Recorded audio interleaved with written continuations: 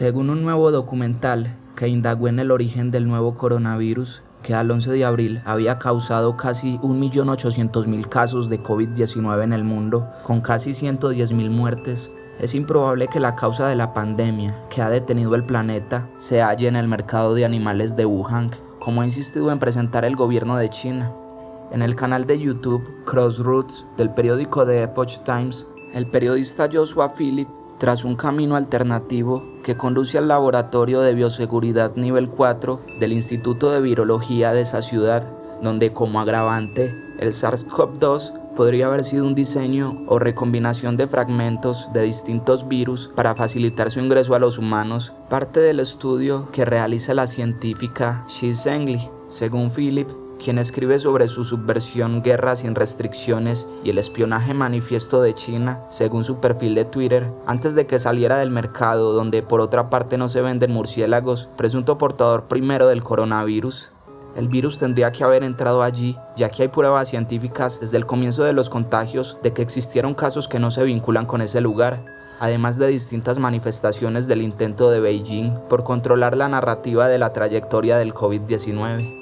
Como parte de una investigación para el periódico que se publica en varios idiomas, fundado por John Tang y otros ciudadanos estadounidenses de ascendencia china, vinculados al movimiento espiritual Falun Gong y bloqueado en China continental, Phillip comenzó por rastrear la primera comunicación oficial, un documento del 30 de diciembre de 2019 de la Comisión Nacional de Salud que hablaba de ocurrencias sucesivas de casos de neumonía de origen desconocido y solicitaba a los centros de salud que denunciasen casos similares. Al día siguiente se mencionó el mercado de Wan'an en Wuhan, que el 1 de enero de 2020 fue clausurado mientras otro documento gubernamental hablaba de pruebas evidentes de transmisión entre humanos. Tras la desinfección del lugar, algo que en el origen del coronavirus de Wuhan, Phillip comparó con la destrucción de la escena del crimen, el Instituto de Virología del Centro para el Control y la Prevención de las Enfermedades de China anunció que 33 de las 585 muestras ambientales del mercado de Wuhan revelaron contenidos del ácido nucleico del nuevo coronavirus y que el virus fue exitosamente aislado, lo cual sugiere que el virus se originó en animales salvajes que se vendían en el mercado. Eso equivalió a la conclusión oficial del Partido Comunista Chino. El virus comenzó en un centro de venta de vida silvestre para el consumo humano. Días después, un artículo de Science desafió esa hipótesis. El mercado de animales de Wuhan podría no haber sido la fuente del nuevo coronavirus que se disemina globalmente. El texto citó un estudio publicado en The Lancet, en el cual se analizaban 41 casos de COVID-19 atendidos en el hospital Jinjiang, el primero de la ciudad destinado a esta enfermedad. Xin Ling, exdirector de la rama de virus del Instituto Militar de Investigaciones Walter Reed, interpretó el trabajo para el documental de Crossroads. Tiene información importante, como que el comienzo de los síntomas en el primer paciente fue el 1 de diciembre y no tuvo relación con el mercado de Wan'an. Dijo el experto a Phillip, el hallazgo principal es que en este estudio se encontraron 41 pacientes y 14 de ellos resultaron no estar relacionados con el mercado de animales, lo cual representa más de un tercio, y nadie vende murciélagos en el mercado de animales. Además, el estudio llevaba la firma como autor principal del vicedirector del hospital Jinjiang, Shaolin Wang. Otros trabajos posteriores realizados sobre más pacientes confirmaron lo mismo, como uno sobre 99 casos, de los cuales 50 no tenían una historia de exposición al mercado de animales, sintetizó el periodista, o el análisis de Daniel Lucey, epidemiólogo de la Universidad de Georgetown, quien consideró que si los datos eran precisos, el primer caso de infección por el virus sería de noviembre de 2019, dado el periodo de incubación, es decir, que el virus tendría que haber llegado al mercado antes de haber salido. No obstante, los criterios que emitió el hospital, donde se realizó esa primera comprobación para determinar si un paciente tenía el nuevo coronavirus, fueron 1. Una historia de contacto con el mercado de Wan'an, 2. Fiebre, 3. Secuencia completa de genoma. Gordon Chang, experto de Asian Affairs, evaluó que en el contexto general, las cifras que recibimos de China sobre nuevas infecciones y muertes son simplemente muy sospechosas, agregó. Sabemos que Beijing suprimió información sobre la epidemia durante 6 semanas en diciembre y enero, y luego, cuando oficialmente lo reconocieron, el 21 de enero, comenzaron una campaña de eliminación de información. El brigadier general Robert Spalding, exdirector de estrategia del Consejo Nacional de Seguridad estadounidense e investigador del Instituto Hudson, agregó que en 2003 él estuvo en China cuando fue el brote del síndrome respiratorio agudo grave SARS, y que la respuesta actual, en perspectiva con lo que vimos entonces, es exactamente la misma. Tras terminar la primera parte del documental, la historia del mercado de Wuhan, la segunda, la misteriosa secuencia genética, analizó detalles científicos que indicarían que el virus no fue de transmisión natural de una especie a otra, ni de origen espontáneo, sino sintético.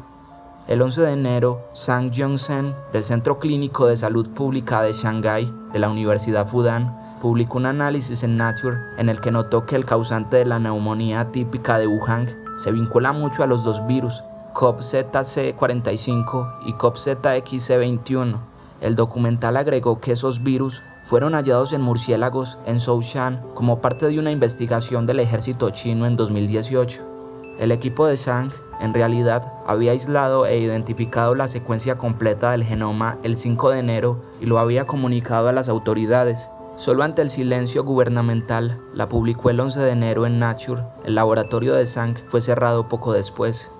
Para entonces, numerosos investigadores internacionales habían utilizado la plataforma BLAST del Instituto Nacional de Salud de los Estados Unidos y confirmaron esos hallazgos. El virus tenía un 88% de similitud con esas cepas de murciélagos, mientras que mostraba un 79% con el SARS y alrededor de un 50% con el causante del síndrome respiratorio de Medio Oriente, MERS.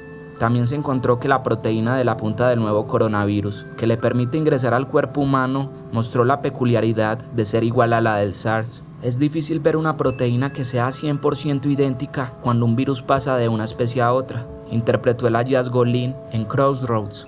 Eso puede sugerir que quizá el virus fue generado por un proceso de ingeniería inversa. Con él coincidió Yudia Mikovits, bióloga molecular y exdirectora del Laboratorio de Mecanismos Antivirales del Instituto Nacional de Cáncer de los Estados Unidos, quien agregó: no es posible que sea una mutación natural, casi con certeza es un evento de recombinación de laboratorio. Entonces, evaluó la investigación de Epoch Times. El SARS-CoV-2 presentaba por un lado enorme similitud con dos coronavirus de murciélagos que no se habían pasado a los humanos, los CoV-ZC45 y CoV-ZXC21, y por otro lado con el SARS, que causó una epidemia en humanos. El Comité de Salud de la provincia de Hubei, de la cual Wuhan es la capital, ordenó: se deben destruir las muestras actuales del virus, queda prohibida la publicación de información sobre las muestras, estudios y datos asociados. Tras una carta de notificación número 3 de las autoridades sanitarias nacionales, la comunidad científica china, antes activa, quedó en un silencio misterioso, dijo Philip. La tercera parte del documental, los descubrimientos de la doctora Shi Zhengli, propuso la posibilidad de que el SARS-CoV-2 sea un producto de laboratorio que por error se escapó de su ámbito de contención. Shi lleva años de investigación de murciélagos y coronavirus y es la persona que halló cómo pasan de otras especies, entre ellas los murciélagos, a los humanos. Desde 2015 trabaja en el Instituto de Virología de Wuhan en el área de virus sintéticos y su laboratorio cuenta con los recursos para la manipulación de estos microorganismos, según Philip. Tras analizar varios estudios de Shi realizados entre la epidemia del SARS de 2003 y el presente, se centró en uno de noviembre de 2015, publicado en Nature junto con el equipo de investigación del mayor experto en coronavirus de los Estados Unidos, Ralph Baric, de la Universidad de Carolina del Norte, en el que se discutía la creación sintética de un virus capaz de autorreproducirse que tenía como estructura el SARS-CoV con la proteína de punta reemplazada por una hallada en un coronavirus de murciélagos, resumió el periodista, lo cual le daba una gran capacidad de infección entre especies. El aislamiento de 3 virus de murciélagos, uno de los cuales tenía una proteína de punta que interactuaba con los receptores humanos de la enzima convertidora de angiotensina, causó polémica entre los científicos. Simon Wayne Hobson, del Instituto Pasteur de Francia, advirtió en Nature: si el virus se filtrara, nadie podría predecir su trayectoria. Según Mikovits, La investigación de Xi prueba o apoya con fuerza la hipótesis de que no es posible que el coronavirus causante del COVID-19 se haya generado en una transmisión zoonótica natural, sino que tuvo que provenir de un ambiente hospitalario de laboratorio. Casi con certeza, las instalaciones de investigación con nivel de bioseguridad 4 en Wuhan. En 2018, Xi dio una conferencia sobre coronavirus de murciélagos e infecciones interespecies en la Universidad de Jiao Tong de Shanghái. Sin embargo, los registros se borraron del sitio web de la institución. Halló Philip al buscarlos. Quería analizar otro elemento llamativo que tras el bote de Wuhan, un grupo de investigadores de la India encontró en el SARS-CoV-2.